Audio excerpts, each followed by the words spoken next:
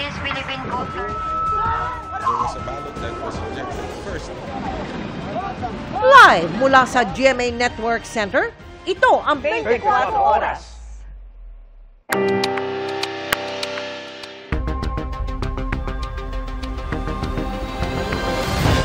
Magandang gabi po, Luzon, Visayas at Mindanao. Pinasubpina o pinatawag na ang negosyanteng si Atong Ang at ang aktres na si Gretchen Barreto kaugnay sa mga reklamong may kinalaman sa mga missing sa Bungero. Inisyu yan sa kanila at 6 na pong iba pa ng Justice Department para humarap sila sa preliminary investigation na sisimulan sa susunod na linggo. Pati ang whistleblower na si Dondon Patidongan at kapatid niyang si Ella Kim. Nakatutok si Salima Refran. Pinasasagot na ang negosyanteng si Atong Ang, aktres na si Gretchen Barreto at 6 na pong iba pa sa mga reklamong multiple murder at kidnapping with serious illegal detention kaugnay ng missing sa Bungeros. Isinisilbi na ang mga sabina sa kanila para sa simula ng preliminary investigation sa susunod na linggo, September 18. As much as possible, we would require their presence. Pero sabi ko nga, kung meron sila may bibigay na justification kung bakit sila nagpa-subscribe sa iba, maaaring i-consider ng panel of prosecutors yun. Hindi naman yan basta-basta na kung gustuhin namin, ayaw namin mag-appear dyan, dito kami magpapa-subscribe. Hindi pwedeng at the whim or caprice of the respondents. Definitely, you can expect an evidence-based investigation and an evidence-based decision from the panel of prosecutors. Wala po tayong kinikilingan dito, kundi yung katotohanan lang po at hustisya. Kaya we just hope that they use this avenue and this channel for their own personal quest for the truth. Wala naman po tayong ibang gusto dito kung hindi lumabas ang katotohanan. Pinasabi na rin si dating NCRPO Chief Jonel Estomo at 18 mga pulis.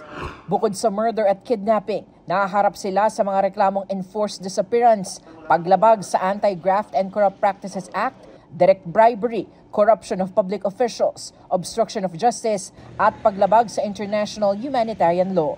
Para ito sa 7 insidente na nauwi sa pagkawala na mahigit 30 sa Bungero mula 2021. Kasama rin sa pinahaharap sa mga reklamo ang magkapatid na Dondon at Ella Kim Patidongan na nakikipagtulungan sa investigasyon. If the route that they are looking at is for them to be discharged as state witnesses, they first have to be charged in this case. To be able to be discharged as a state witness, considering po na pasok sila sa eligibility at qualifications ng isang state witness. Kasama na po dyan na hindi dapat sila pwede maging most guilty sa kaso. Sabi ng kampo ni Ang, bukas sila sa pagkakataong sagutin ang mga akusasyong binabato ni Dondon Patidongan. Hamon nila kay Patidongan, lumabas mula sa likod ni Justice Secretary Remulla at patunayan sa pamamagitan ng ebidensya ang mga akusasyon nito. Si Barreto, sinabing maglalabas ng pahayag ang kanyang abogado. Si Estomo, sinabing handa siyang maghain ng kontrasalaysay sa DOJ. Patuloy pa namin kinukuha ang panig ni Estomo pero nauna na niyang itinanggi ang anumang kaugnayan sa pagkawala ng mga sabungero. Samantala, panibagong set ng mga hinihinalang buto ng tao ang naiahon ng Philippine Coast Guard mula sa Taal Lake. Nasa PNP Crime Lab na ang mga ito para sa pagsusuri. Para sa GMA Integrated News, Salima Refran, nakatutok, 24 Oras.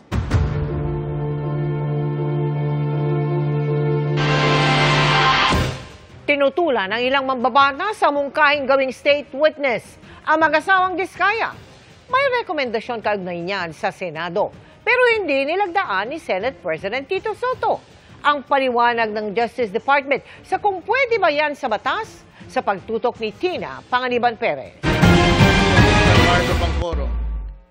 Sa pagdinig ng House Infrastructure Committee kahapon, natanong ang contractor na si Pacifico Curly Diskaya sa motibo niya sa pagdadawit sa ilang mambabatas at iba pang opisyal ng gobyerno sa mga umano'y maanumalyang flood control projects. Baka mamaya may nag-udyok sa'yo na papuntahin sa ganoon ang iyong affidavit para ikaw ay maengganyo at magkaroon ng rason na i-consider na state witness? Hindi po, Your Honor. Ang dahilan po ng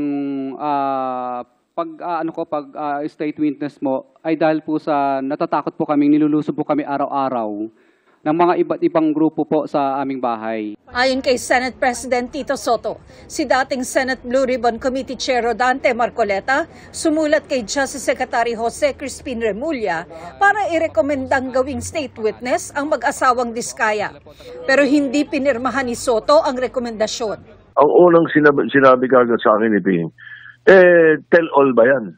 Di ba? Kung tell all Kasi yan, dapat nga, oo, pwede. iba buo. Pag-usapan natin. Pero ano sinabi? Puro congressman ang binanggit eh. Saka meron pang mga nagke-question doon sa mga binanggit na mga pangalan na tao. So, paano mong kaya nga papayag ka kagad?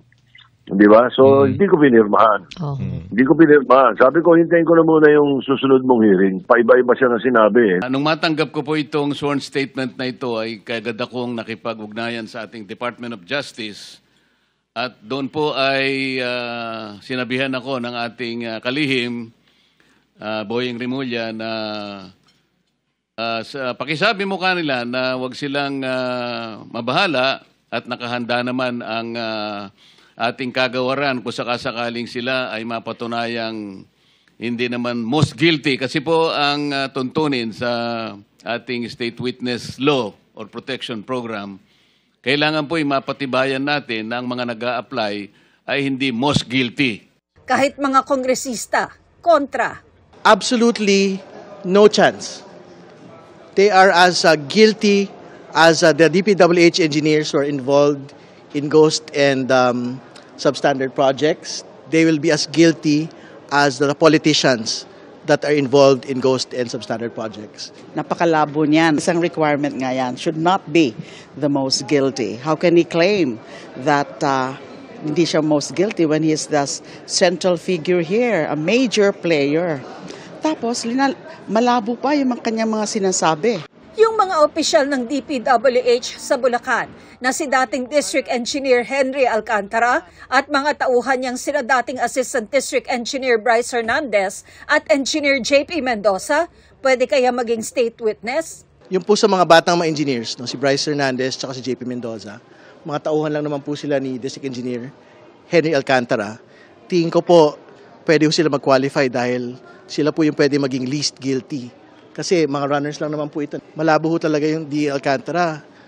Si D. Alcantara ho yung primary suspect dito po sa Bulacan corruption scandal. Sa ilalim ng Republic Act 6981 o ang Witness Protection, Security and Benefit Act, maaaring maging state witness ang isang taong kasama sa krimen pero may mga rekisitos para rito. Dapat ang krimen kung saan gagamitin ang kanyang testimonya ay isang grave felony. Dapat kailangan ang kanyang testimonya sa kaso. Walang ibang direktang ebidensya para sa maayos na pagdinig sa kaso.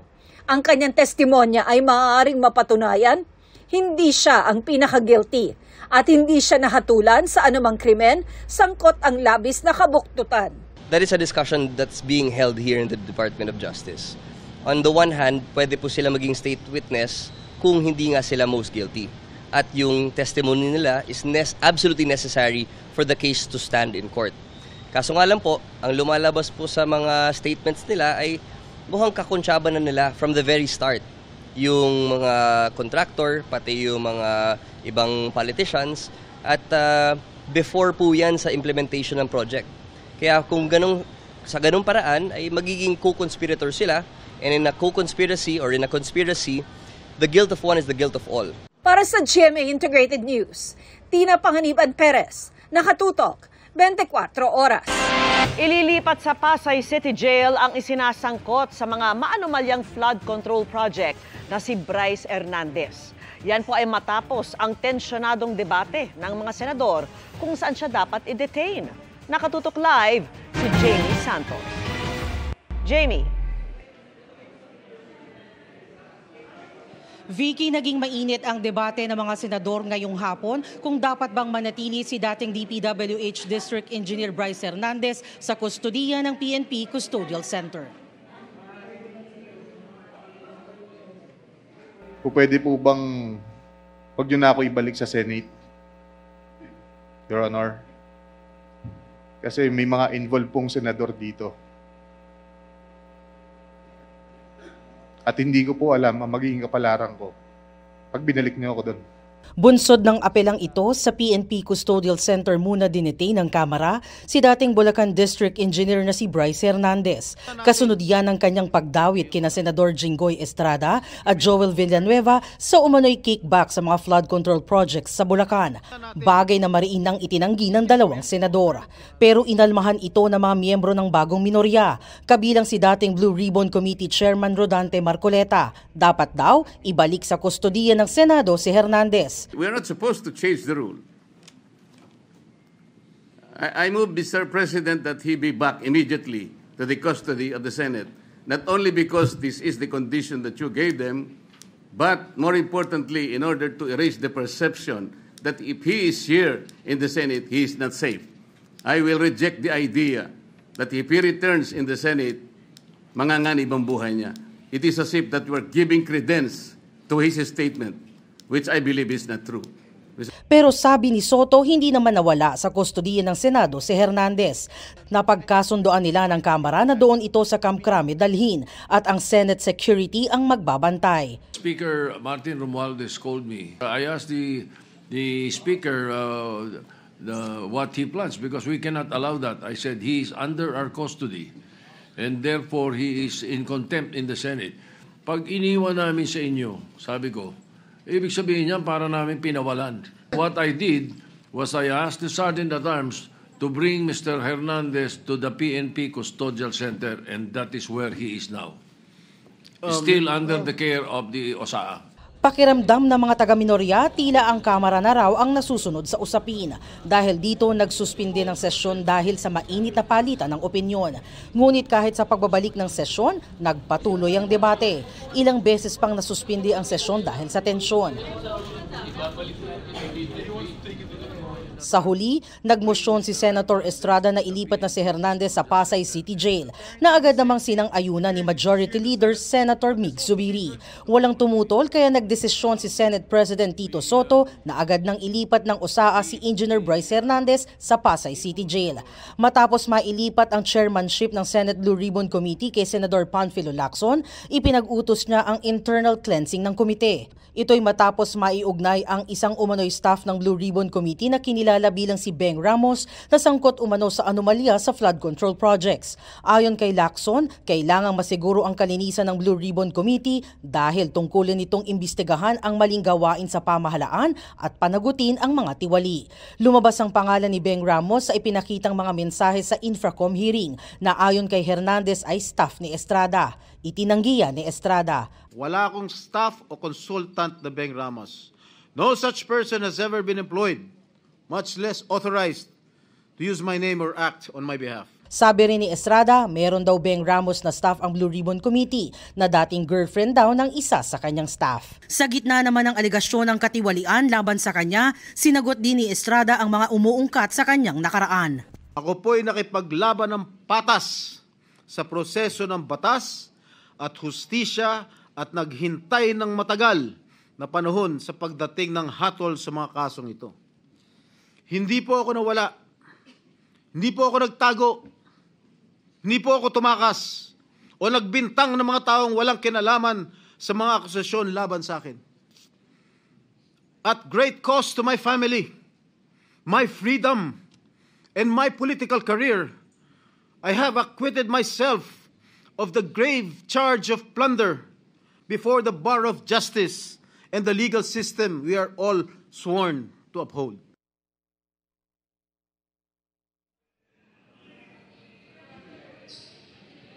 Vicky, sinabi naman ngayong gabi ni Bicol Saro Party List Representative at co-chair ng House Committee on Infrastructure Terry Redon na gravely concerned sila sa desisyong paglilipat kay Hernandez. Sa tingin ni Redon, mas magiging ligtas si Hernandez sa kustodiya ng Senado kesa sa Pasay City Jail. At yan ang latest mula rito sa Senado. Balik sa iyo, Vicky.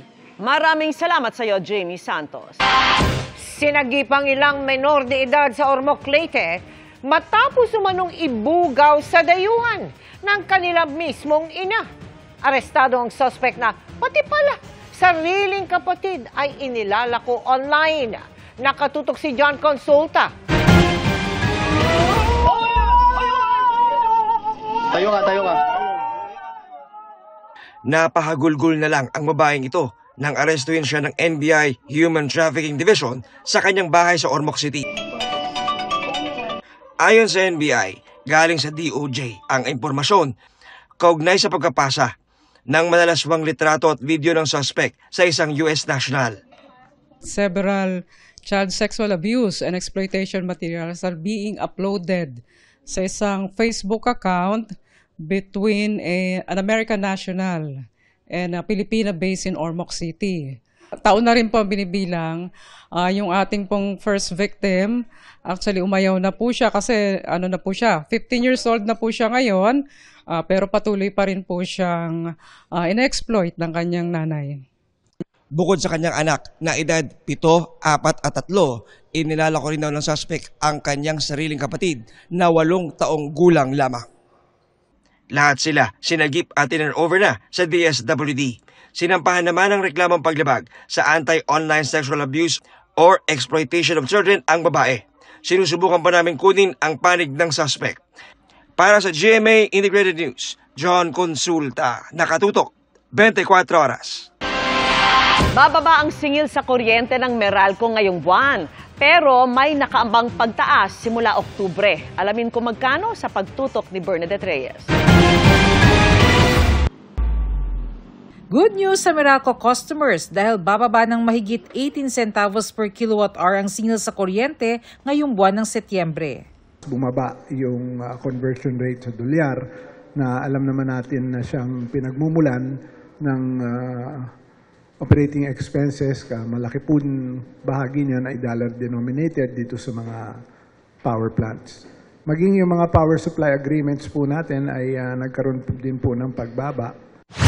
Katumbas yan ng savings na 37 pesos para sa karaniwang bahay na kumukonsumo ng 200 kilowatt-hour kada buwan.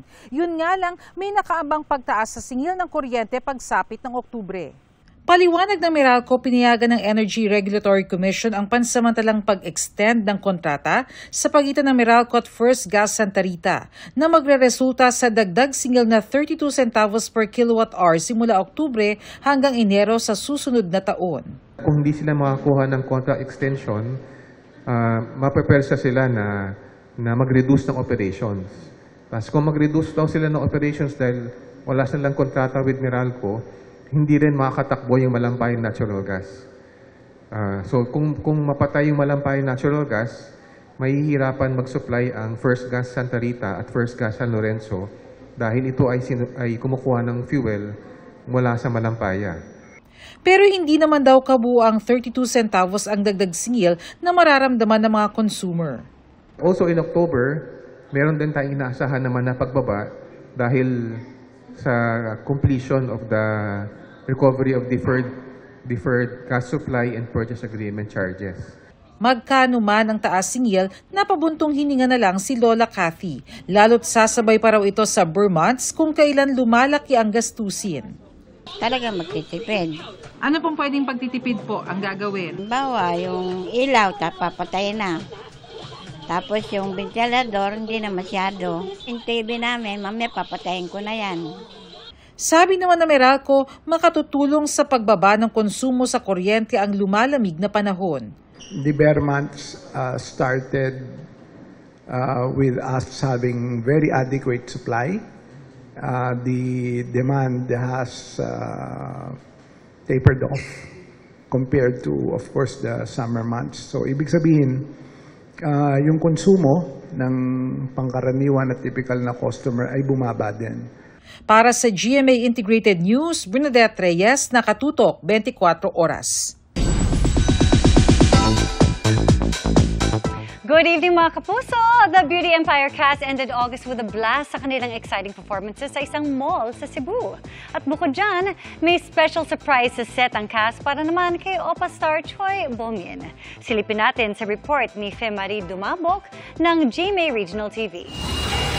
Huwag ka magpapakita sa akin mamayang gabi pag... Magkakasunod ang mabibigat na eksena at revelations sa GMA Prime series na Beauty Empire. Tulad ng pagkamatay ni Alex, na ginagampanan ni Opa star Choi Bo-min. Definitely memorable ang kanyang Beauty Empire taping. One moment, intense at seryoso pa sa isang eksena si Bo-min at ng co-actor niyang si Sid Lucero.